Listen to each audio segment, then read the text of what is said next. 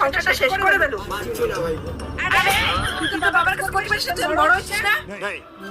আমি কি করব বাবারে? কি করবে মানে? আজকে আমার জীবন শেষ করে দিল, কালকে তোর জীবন শেষ হবে। এখন ভেবে না তো কবে কবি কিছু করে।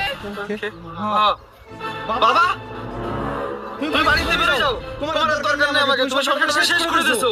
আমি আর বড় হয়েছি, আমি সব সামলে নেব। ঠিক আছে, তোমার জন্য